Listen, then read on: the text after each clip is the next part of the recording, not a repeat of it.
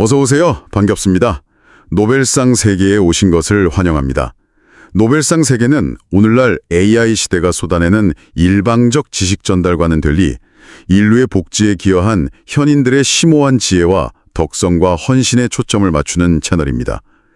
오늘의 노벨상 세계 주인공은 1971년도 노벨 평화상 단독 수상자 빌리 브란트입니다. 저희가 오늘 당신이 보내주신 자료들을 보면서 그가 어떻게 냉전 시대에 평화의 새로운 길을 열었는지 그 핵심 여정을 한번 따라가 보려 합니다. 자, 첫 번째인데요. 왜 윌리 브란트는 평화상의 주인공인가? 당신 자료에서도 이게 가장 먼저 나오더군요. 냉전이 정말 치열했던 시기잖아요. 근데 그때 서독 총리 브란트가 동방정책, 그러니까 오스트폴리틱이라는 상당히 파격적인 정책을 추진했어요. 이게 노벨상의 결정적 이유가 된 거죠? 네, 맞습니다. 그 동방정책이 단순히 그냥 동독이나 동구권하고 관계 좀 개선해보자 이런 차원이 아니었어요. 핵심은요, 나치 독일의 그 과거사 책임 있잖아요. 이걸 정면으로 인정하는 것, 그리고 동독을 포함해서 동유럽 국가들의 현실, 다시 말해 그 주권을 받아들이는 데 있었죠. 특히 1970년에 폴란드 바르샤바 게토 추모비 앞에서 무릎 꿇은 장면은 정말 강력한 상징이었어요. 과거를 인정해야 미래 평화를 만들 수 있다? 이 의지를 그냥 행동으로 보여준 거니까요. 그렇죠. 이게 국제사회의 신뢰를 확 얻는 결정적인 계기가 됐고요. 그 행동 하나가 주는 울림이 정말 크네요. 당시 체코슬로바키아 사태 같은 걸로 긴장도 엄청났을 텐데 대결이 아니라 대화로 풀려고 했다는 점, 이게 참 인상 깊어요. 폴란드나 소련하고 조약을 맺은 것도 그저 전쟁만 피하자가 아니라 아예 다른 체제라도 공존할 수 있다는 새로운 질서를 보여준 거군요. 맞아요. 물론 서도 국내에서는 보수 세력들한테 이거 굴욕 외교 아니냐, 너무 퍼주는 거 아니냐 이런 비판도 엄청났습니다. 그랬겠죠. 하지만 브란트는 당장의 어떤 정치적 손실보다는 장기적인 평화, 화해, 이걸 더 중요하게 생각했던 거죠. 결과적으로 그의 동방정책은 그 철옹성 걷던 냉전 구도의 균열을 낸 거예요. 현실적인 평화 전략가로 인정받게 되고요. 노벨위원회도 바로 이 점, 그러니까 그 거대한 장벽 속에서 협력의 가능성, 대화의 문을 열려고 한 그의 용기, 그리고 실천력, 이걸 높이 평가한 겁니다. 자, 그럼 두 번째입니다. 출생과 성장, 루벡의 어린 브랜트, 좌파가 되다. 이 부분을 보면 1913년에 루벡이라는 항구 도시에서 사생아로 태어나서 좀 어려운 환경에서 자랐다는 점이 나오더군요. 이런 배경이 오히려 사회적 약자에 대한 공감 능력을 키우는 계기가 됐을까요? 네, 충분히 그럴 수 있다고 봅니다. 개인적인 경험이 정치 철학의 밑거름이 되는 경우가 많으니까요. 특히 1차 대전 패배 후에 아주 혼란스러웠던 바이마르 공화국 시대를 겪으면서 좀 일찍 정치에 눈을 뜬 것 같아요. 한 16살쯤에 사회민주주의, 또 마르크스주의 이런 걸 접하고 처음에는 3인당, SPD 청년 조직에 들어갔다가 근데 좀 더 급진적인 사회주의 노동자당, SAP로 옮겨가요. 이념적으로는 더 왼쪽으로 간 거죠. 주류 정당에서 더 급진적인 쪽으로요? 뭔가 계기가 있었을까요? 당시 그 파시즘이 막 고개를 드는 것에 대한 위기감이 아주 컸습니다.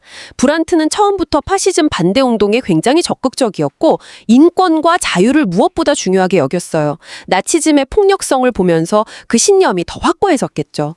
이런 신념이 나중에 그의 외교 노선, 특히 권위주의 체제와의 관계 설정에도 쭉 이어지거든요. 또 루벡이라는 도시 자체가 항구 도시잖아요. 네네. 개방적인 분위기 속에서 다양한 국적의 사람들과 교류하면서 자연스럽게 국제적인 감각을 키운 것도 무시 못하고요. 이 모든 경험들이 합쳐져서 훗날 동서진영을 넘나드는 그런 외교를 펼칠 밑거름이 된 거라고 봐야죠. 세 번째로 넘어가 보겠습니다. 갈등의 중심으로 들어서다. 히틀러 정권 앞에 선 반전 운동가. 1933년 히틀러가 집권하자마자 브란트는 노르웨이로 망명을 떠납니다. 자료를 보니까 이게 그냥 도망친 게 아니라 해외에서 나치에 맞서 싸울 기반을 마련하기 위한 일종의 전략적인 선택이었다고 분석하더군요. 빌리 브란트라는 가명도 이때부터 썼다고 하고요. 네, 맞아요. 망명 중에도 그냥 가만히 있었던 게 아닙니다.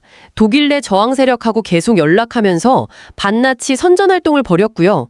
또 저널리스트로서 글을 통해서 나치즘의 위험성을 국제사회에 알리는 데 굉장히 힘썼죠.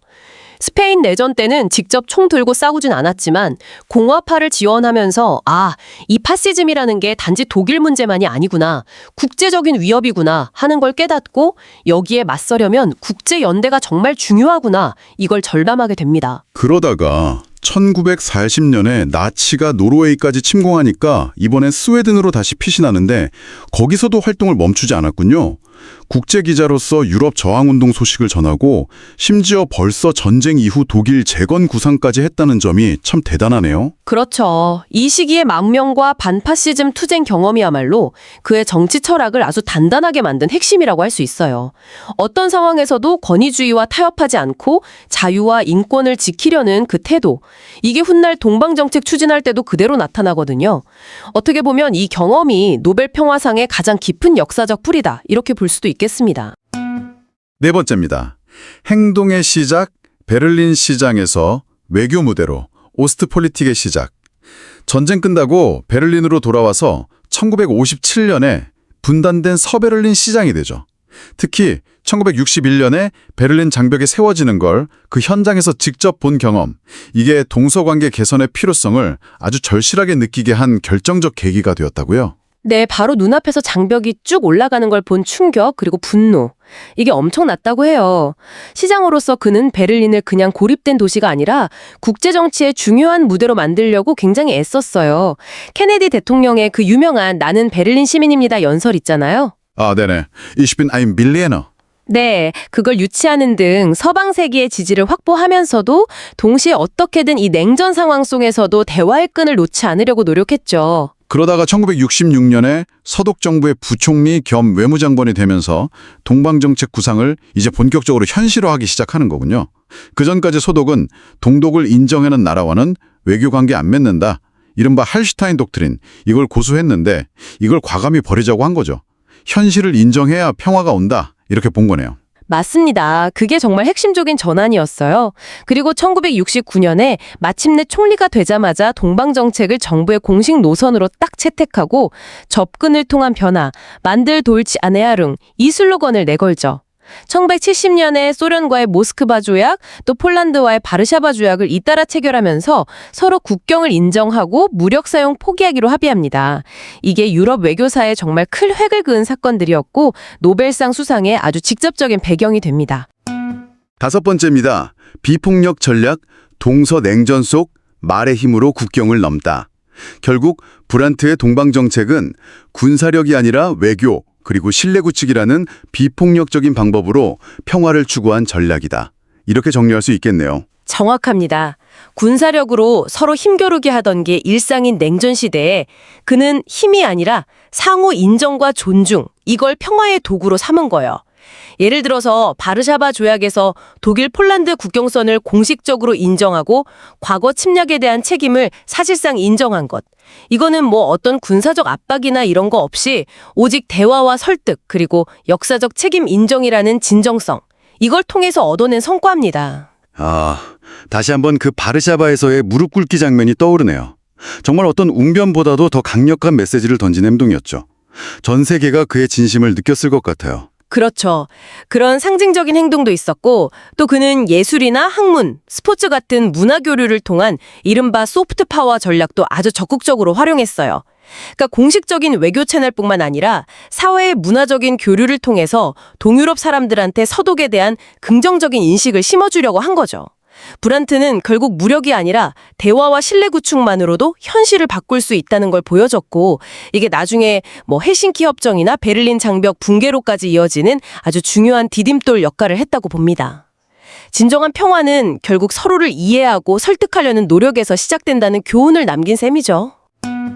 여섯 번째, 국제사회 연결, 이 시 폴란드 소련과 손을 잡다 입니다. 빌리 브란트, 이 사람이 서독 안에만 머물지 않았군요. 네, 그렇죠. 시야가 넓었던 거죠. 서쪽으로는 유럽 공동체, 그러니까 이 시 결속을 다지면서 동시에 동쪽으로는 폴란드, 소련하고도 관계 개선을 시도했다. 이게 바로 동방정책이잖아요. 맞습니다. 그 동방정책의 핵심 중 하나죠. 근데 이게 양쪽으로 동시에 손을 뻗는 게 쉽지 않았을 텐데요. 어떻게 가능했을까요? 여기서 브란트 외교의 어떤 뭐랄까 묘미가 있는데요. 그는 이 동방 정책이 독일만을 위한 게 아니다. 유럽 전체의 평화와 안정을 위한 거다. 이렇게 서방 동맹국들을 아주 끈질기게 설득했어요. 아, 그러니까 서방 통합이랑 동방 접근이 별개가 아니다. 네네, 서로 보완적인 관계다. 이런 논리였죠. 특히 1970년이 아주 중요했습니다. 1970년이요? 네, 폴란드하고 맺은 바르샤바 조약. 이게 그 전후 처리의 가장 큰 쟁점이었던 오데르-나이세 선 있잖아요. 아, 그 국경선 문제? 네, 폴란드와의 새로운 동쪽 국경선. 이걸 서독이 사실상 인정하고 또 무력 사용은 안 하겠다. 이렇게 약속한 역사적인 결정이었어요. 와, 대단한 결정이네요. 그리고 같은 해 소련하고 맺은 모스크바 조약도요. 이것도 무력 안 쓰고 지금 있는 국경선 존중하자 이렇게 약속하면서 정말 냉전의 그 얼어붙은 분위기에 좀 변화를 가져온 거죠. 자, 그럼 7번째, 갈등 원인 통찰, 국경과 역사 인정을 통한 진정한 화해로 넘어가 보죠. 단순히 외교 기술만 쓴 게 아니라 그 갈등의 근본 원인, 그 뿌리를 봤다는 거네요. 맞습니다. 브란트는 동서 갈등이 그냥 이념 대립 뭐 이런 차원을 넘어서 2차 세계 대전 때 나치 독일이 저지른 짓들 있잖아요. 네. 그런 깊은 역사적 상처, 그 불신, 여기에 뿌리를 두고 있다고 통찰한 거예요. 그래서 과거사 문제, 특히 그 폴란드 국경선 인정처럼 이거 국내에서 반발 엄청날 거 뻔한 문제인데도 그걸 피하지 않았군요. 네, 정면으로 마주해야 한다. 그래야 진짜 화해가 가능하다 이렇게 믿었던 거죠. 그 바르샤바 조약이 바로 그 결과물이고요. 그러고 보니 1970년에 바르샤바 게토 추모비 앞에서 갑자기 무릎을 꿇었던 그 장면. 정말 유명하잖아요. 말이 아니라 행동으로 딱 보여준 사과였어요. 바로 그겁니다. 그 무릎 꿇기, 크니파일 폰 와르샤우. 이게 역사적 책임을 인정하는 게 그냥 뭐 도덕적인 제스처 이런 게 아니라 미래 세대를 위한 실질적인 정치적 투자다. 이걸 보여준 상징적인 행위였죠. 과거를 봐야 미래로 갈 수 있다 이런 거군요. 그렇죠. 브란트의 철학이 딱 담겨 있는 겁니다. 자, 근데 8번째, 가장 큰 위기. 국내 보수 반발과 정치적 도전입니다. 국제적으로는 이렇게 막 박수도 받고 그랬지만 정작 서독 안에서는 엄청난 반대에 부딪혔다고요. 네, 말도 못합니다. 브란트의 북방 정책 때문에 서독 사회가 거의 뭐 양쪽으로 쫙 갈라졌어요. 그렇게 심했어요? 네.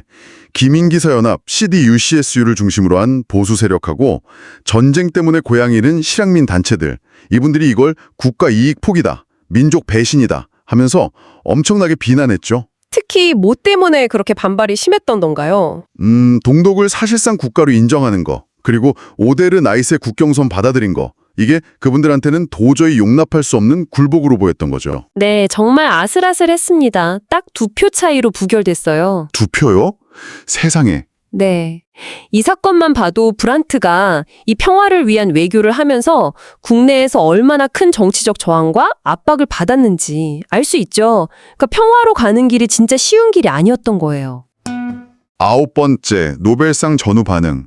10월의 뉴스, 12월의 시상식입니다. 이렇게 힘든 과정 속에서 1971년에 노벨 평화상 수상 소식이 들려왔는데 이때 반응은 좀 어땠습니까? 다 같이 축하하는 분위기는 아니었을 것 같은데요. 정확히 보셨습니다. 국제적으로는 대체로 환영하는 분위기였어요. 미국이나 프랑스 같은 서방 동맹국들은 유럽 긴장 완화에 기여했다 높이 평가했고요. 동구권 국가들도 관계 개선의 긍정적인 신호다 이렇게 해석했죠. 근데 서독 내부는요? 거기는 정말 극명하게 갈렸습니다. 지지자들은 독일 외교의 위대한 성과다 자축하고 그랬는데 반대파들은 너무 성급한 결정이다. 심지어는 나라 팔아먹은 대가로 받은 상이다. 이렇게까지 비난했어요. 수상 자체도 논란거리였군요.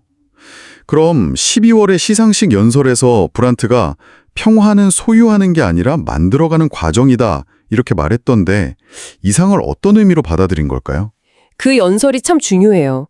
브란트는 이 상을 그냥 개인적인 영광이다 이렇게 생각 안 하고요. 전쟁의 과거를 딛고 평화를 향해 나아가려는 우리 독일의 노력을 국제사회가 인정해주고 격려해주는 신호다. 이렇게 받아들였어요. 개인의 영광이 아니라 독일 전체의 노력에 대한 인정으로. 네. 그리고 또 국내외에서 이렇게 찬반 논란이 심한데도 나는 이 평화 정책 계속 밀고 나가겠다. 이런 의지를 다시 한번 보여준 거죠. 10번째, 평화상 이후 여정, 베를린 장벽 체제 붕괴까지 지속된 메시지입니다. 1974년에 그 보좌관이 동독 스파이였다는 기욤 사건 때문에 총리직에서 물러나잖아요. 네, 맞아요. 그걸로 브란트의 평화 노력이 끝난 건 아니었군요. 그럼요. 총리직 사임이 정치 인생에 큰 타격이긴 했지만 평화를 향한 그의 신념이나 활동은 계속됐습니다. 3인당 당수 계속했고요. 또 사회주의 인터내셔널 의장직 맡아서 국제 무대에서 계속 목소리를 냈죠. 주로 어떤 분야에 관심을 가졌나요? 특히 그 제3세계 빈곤 문제 해결이라든지 남북 문제, 군축 문제 이런 전 지구적인 문제들에 관심을 많이 기울이면서 활동 범위를 넓혀갔어요. 그러다가 1989년에 베를린 장벽이 무너지는 그 역사적인 순간을 직접 보게 되는데 정말 감회가 남달랐겠어요. 그렇겠죠. 자기가 추진했던 정책이 결국엔 이런 변화의 씨앗이 되었다 이렇게 느꼈을 테니까요. 본인도 그렇게 평가했나요? 네. 브란트는 장벽 붕괴를 보면서 자기의 동방 정책이 단순히 긴장 완화, 이걸 넘어서 동독 주민들의 어떤 자유의지를 일깨우고 궁극적으로는 독일 통일, 냉전 종식의 기반을 마련하는 데 기여했다. 이렇게 평가했습니다. 노벨 평화상 수상이 끝이 아니었네요, 정말. 그렇죠. 그게 끝이 아니라 평화를 위한 그의 평생의 사명이 계속 이어지는 과정이었다는 걸 보여주는 대목이죠. 그는 그냥 냉전 시대의 정치인, 이걸 넘어서 시대를 관통하는 평화와 화해의 상징으로 남게 된 겁니다. 11번째, 유산과 계승자들. 빌리 브란트의 동방정책, 오스트폴리틱이라고 하죠. 그리고 그 핵심 원칙, 변화를 통한 접근. 이게 그냥 냉전시대 이야기로만 끝나는 게 아니라는 거 자료에도 잘 나와 있네요. 맞습니다. 그 접근법이 단순히 독일 통일의 발판 이걸 넘어서요.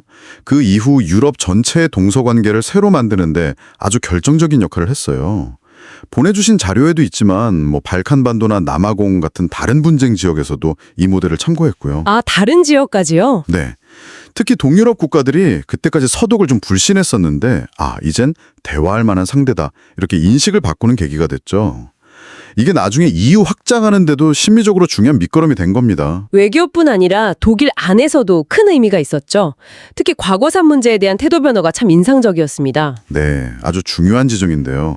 과거를 제대로 보지 않으면 미래도 없다. 이 원칙을 딱 세웠고 이게 그 뒤 총리들 정책에도 계속 영향을 줘요.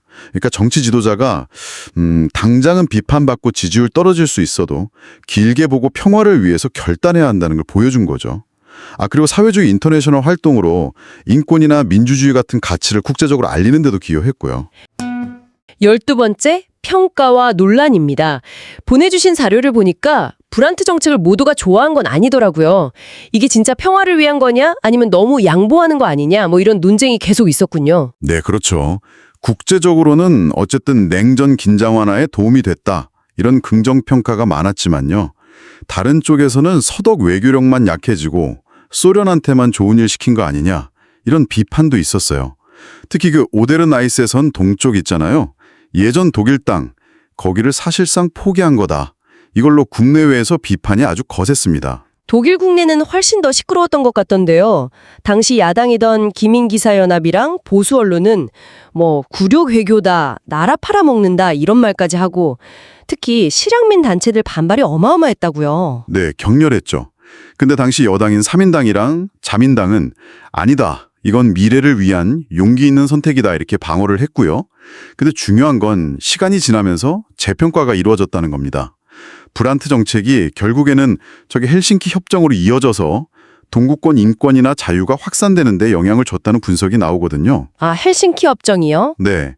그러면서 브란트의 접근이 단순한 이상주의도 그렇다고 완전 현실주의도 아닌 복합적인 현실적 이상주의였다. 이런 평가가 힘을 얻게 된 거죠. 13번째, 오늘의 시점에서입니다. 냉전은 끝났지만 지금 보면 우크라이나 전쟁도 있고 미중 갈등도 있고 세상은 여전히 새로운 갈등 속에 있잖아요. 이 시점에서 브란트 방식에서 배울 점이 있을까요? 청취자분들도 이 점이 궁금하실 것 같아요. 그럼요. 분명히 있습니다. 첫째는 진짜 평화는 결국 관계의 변화에서 온다는 거예요. 군사력 균형이나 뭐 서명하는 합의 이런 걸 넘어서 상대방 자체를 그 역사적 배경 같은 걸 인정하려는 노력이 먼저라는 거죠. 둘째는 지도자의 역할인데요. 그 바르샤바에서 무릎 꿇었던 거 있잖아요. 네, 아주 유명하죠. 그런 진심 어린 상징적인 행동 하나가 어떨 때는 수많은 외교 문서보다 훨씬 더 강력한 메시지를 줄 수 있다는 걸 보여줬죠. 진정성 있는 사과나 인정, 이게 불신을 깨는데 정말 큰 힘이 될 수 있어요. 아, 그러고 보니 외교 정책을 할 때 국내 정치랑 잘 조율하는 것도 중요하겠네요. 그것도 배울 점이겠어요? 정확합니다. 그게 세 번째 교훈 같아요. 아무리 밖에서 박수받는 정책이라도 국내에서 동의를 얻고 설득하는 과정 없이는 오래가기 힘들다는 걸 브란트가 직접 보여줬죠. 그도 엄청난 국내 반발 속에서 이걸 밀어붙였지만 그 과정에서 정치적으로 굉장히 힘들었거든요. 우리에게 시사하는 바가 큽니다. 결국 핵심은 상대를 인정하는 용기, 이걸 바탕으로 대화를 통해 조금씩 변화를 만들어가는 그런 끈기, 이게 중요하다고 봅니다. 14번째 결론입니다. 그러면 브란트가 생각했던 진정한 평화란 대체 뭐였을까요? 자료들을 종합해보면 단순히 전쟁 없는 상태? 그 이상인 것 같은데요? 맞아요. 브란트한테 평화는 그냥 전쟁이 없는 거, 그런 소극적인 상태가 아니었어요.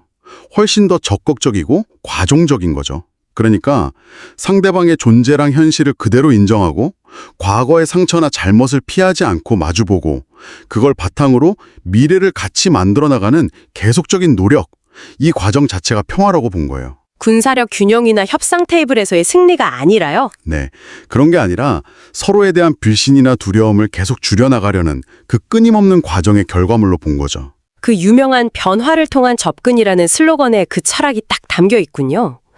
이상을 놓지 않으면서도 현실에 발을 딛고 가는 아까 말씀하신 현실적 이상주의, 딱 그거네요. 그렇습니다. 평화라는 게 문서에 사인한다고 끝나는 게 아니고 사람들 마음, 인식이 바뀌어야 진짜 꿀이 내릴 수 있다고 믿었던 거죠. 그러려면 지도자가 때로는 국민들 듣기 싫은 불편한 진실도 말하고 단기적인 정치적 손해도 감수할 용기가 필요하다고 본 거고요. 브란트는 과거를 덮는 쉬운 길 대신에 좀 고통스럽더라도 과거를 같이 마주보고 미래의 공전을 택하는 용기를 보여준 겁니다. 그러면 지금까지의 이야기를 500자 총평 핵심 요약으로 요약해 보겠습니다. 빌리 브란트는 냉전에 얼어붙은 장벽을 허물기 위해 동방정책, 오스트폴리틱이라는 과감한 구상을 실행에 옮긴 서독 총리였습니다. 과거사 인정과 국경 존중, 대화를 통한 신뢰 구축이라는 원칙 아래 폴란드, 소련 등 동구권 국가들과 관계 정상화의 길을 열며 유럽 평화의 새로운 지평을 열었죠. 특히 1970년 바르샤바 게토 추모비 앞에서 무릎을 꿇은 행동은 역사적 화해와 반성의 진정성을 보여주는 상징적인 장면으로 전 세계에 깊은 감동을 주었고, 이는 1971년 노벨 평화상 수상으로 이어졌습니다. 국내적으로는 굴욕 외교라는 거센 비판과 정치적 위기에 직면했지만 평화를 향한 그의 신념은 흔들리지 않았습니다. 그의 유산은 오늘날에도 여전히 상대를 인정하는 용기와 대화를 통한 변화의 중요성을 우리에게 일깨워주고 있습니다. 이상으로 AI 시대에 쏟아지는 지식에 대응하여 현인들의 지혜와 덕성과 헌신에 초점을 맞추는 노벨상 세계 채널의 1971년도 평화상 수상자 빌리 브란트에 대한 이야기를 마치겠습니다. 그러면 1972년도에는 평화상이 수여되지 않았으므로 그 다음 해인 1973년의 노벨 평화상 공동 수상자 헨리 키신저와 레둑토의 동영상에서 또 만나요. 소크라테스 AI 학술어는 유튜브 호객행위를 하지 않습니다. 안녕.